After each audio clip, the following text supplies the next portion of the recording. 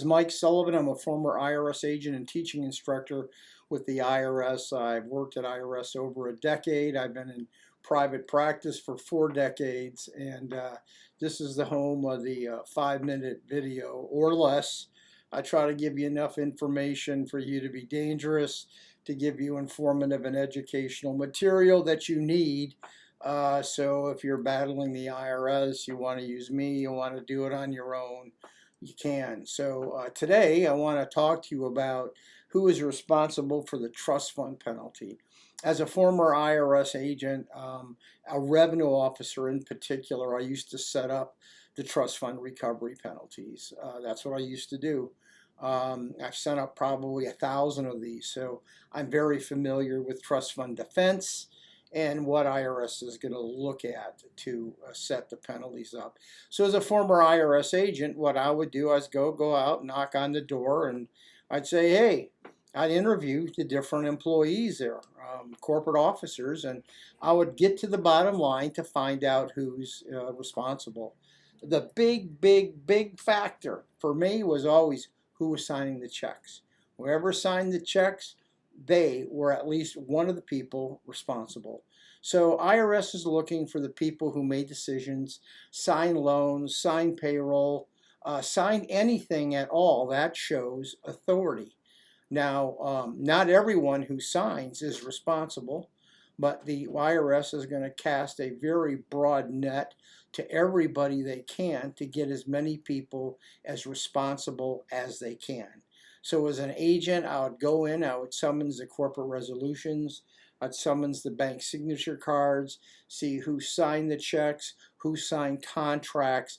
And a very important document that I took was the IRS form 4180. You should download that form because any revenue officer or anyone who's going to assert the trust fund penalty is going to go over that form with you and fill that information in.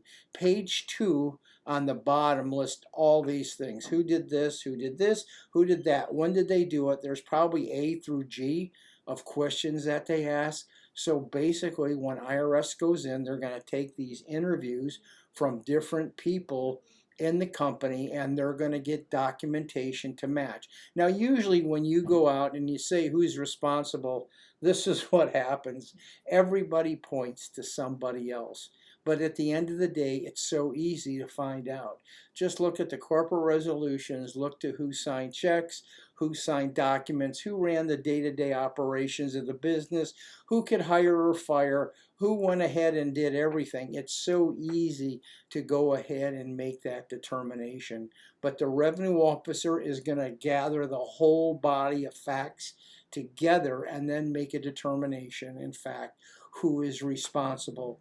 Now, it's very possible that you signed something, but you really did not have the power or the authority. The agent may still set you up for this trust fund recovery penalty, and then when that happens, you got to hire me or a professional or someone else you know who can go ahead and defend your interest, because not everyone who signs things are responsible. But remember, the revenue officer's goal is to cast this broad net, bring everyone in, make everybody responsible for the penalty, because IRS wants to get their shot to collect the money.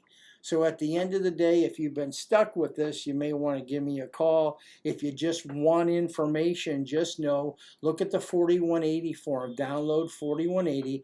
Those are the questions IRS is going to ask to find out, in fact, who is responsible. Those are the things that you need to know about the trust fund recovery penalty. So remember, who signed the checks, who signed the corporate resolutions, who ran the day-to-day, who had the right to hire or fire, and who made decisions. Those are the things that makes you responsible for the trust fund recovery penalty. If this information was helpful, please give me a subscription.